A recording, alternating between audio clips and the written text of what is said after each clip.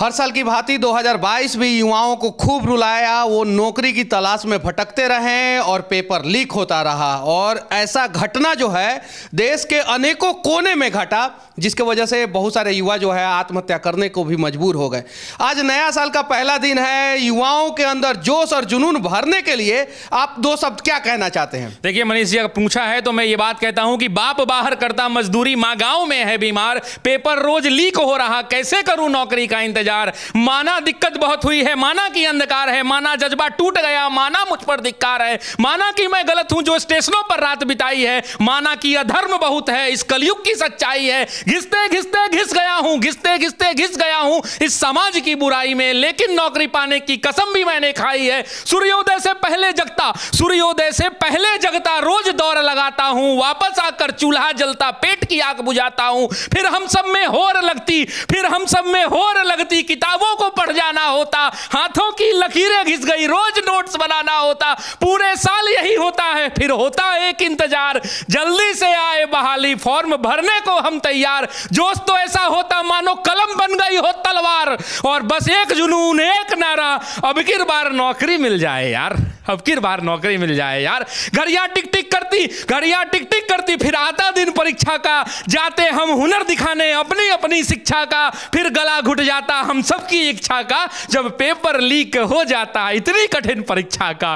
फिर वही अंबार लगता, फिर वही अंबार लगता, फिर वही हुंकार लगता, उतरते शांति से सड़कों पर लाठी का प्रहार लगता, उतना भी सह लेते, उतना भी सह लेते, फिर आश्वासनों का बौछार लगता, लौट आते वापस फिर खुद पर धिक्कार लगता, फिर खुद पर धिक्कार लगता। लौटने की बात है, लौटने की बात है तो उसमें भी एक बात है, हम गांधीवादी हैं, हम सब में जज्बात है, जो भी होगा सह लेंगे, पर धरा पर आंच ना आएगा, और ये देश हमारा है, कोई सड़कों पर आग ना लगाएगा। तो कहता हूं उन सबको, तो कहता हूं उन सबको जिनका हाल यही है, इतना सह लिया संस्कार का कमाल यही है। ये धरा मां है, ये धरा मां है, और इस मां का लाल यही है, पर कब तक होगा ये बस सवाल यही है। तो तुम ही हो इस मिट्टी के, भारत के छात्रों से कहता हूं, तो तुम ही हो इस मिट्टी की अरमान बचाने वाले, तुम ही हो कल का अभिमान बचाने वाले, तुम ही हो इस धरा का स्वाभिमान बचाने वाले, और नमन है छात्रों तुमको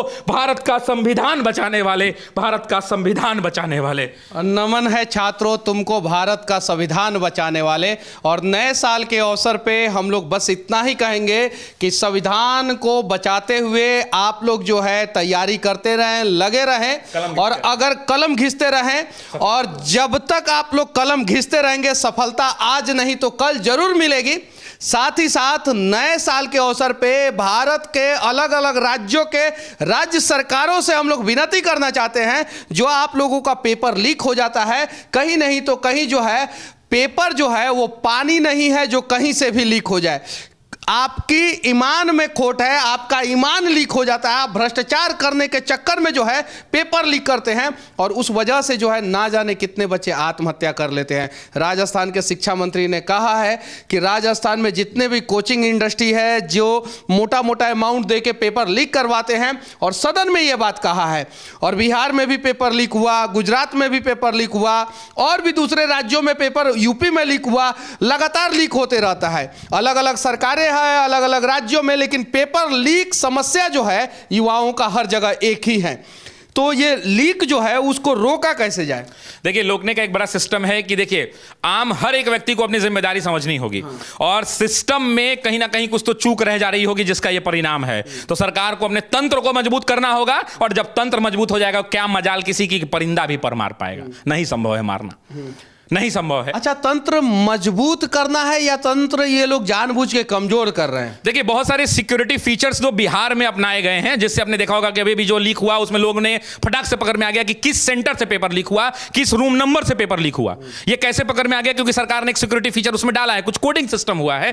तो ऐसे ही और बहुत सारे मेजर्स अपनाने की जरूरत है, जिससे बच्चों का बचाव किया जा सके और पेपर लीक से बचा सके। और कहीं ना कहीं सिस्टम में कुछ कमियां हैं, उस कमियों को दूर करना पड़ेगा। अच्छा, कैसे बच्चे जो है है वो बच्चे अपने आप को मोटिवेट करें, और अगर किसी भी प्रकार का उनके सामने समस्या आ जाता है तो उन समस्याओं से लड़ते हुए जो है मंजिल को पालें। देखिए, जिम्मेदारी का बोझ जब तक बच्चों पर नहीं होगा, जब बच्चे इस बात को समझेंगे कि अगर मेरे सिलेक्शन होने से मेरे बाबूजी का छाती जो है चौड़ा हो जाएगा, जिस दिन वो उनको लगने लगेगा कि अगर उनके पिताजी, उनके बगल वाला पड़ोसी भी मान लीजिए आईआईटी की तैयारी कर रहा है, इनका भी बेटा कोटा में तैयारी कर रहा है, अगर ये बगल वाले का बच्चा जो है सेलेक्टेड हो गया और उनके पिताजी आएगी क्या हुआ तुम्हारा बेटा को, तो बेटा को इस बात की फिक्र होनी चाहिए कि अगर मेरा अगल बगल पास पड़ोस मेरे पापा के ऑफिस तक का कोई पूछे कि आपके बेटे का रिजल्ट क्या हुआ, तो मेरा बाप जो है छाती चौड़ा करके कहे कि मैंने भी शेर पैदा किया है और मेरा शेर दहाड़ कर आया है, तुम्हारा बेटा अगर शेर तो मेरा बेटा सवा शेर और उसका भी सिलेक्शन हो गया है। ये जज्बात अगर बच्चों के अंदर बढ़ गया, ये मोटिवेशन बढ़ गया कि अपने बाप के सर को और पगड़ी को नीचे नहीं होने देना है, किसी मोटिवेशन की आवश्यकता नहीं पड़ेगी, सेल्फ मोटिवेटेड इतना हाई रहेगा कि उसका सिलेक्शन तय है। नए साल में पहले दिन मैं यही कहूंगा कि आप लोग सेल्फ मोटिवेटेड रहें, अपने आप को मोटिवेट करें और आगे बढ़े। और बाकी जो बहुत सारे लोग जो है समस्याओं के बोझ तले दब के जो है आत्महत्या करने का प्रयास करते हैं या इस प्रकार का कदम उठाते हैं, तो वो लोग ना उठाएं। दुनिया बहुत खूबसूरत है और बस कुछ करने का प्रयास करें। जय हिंद।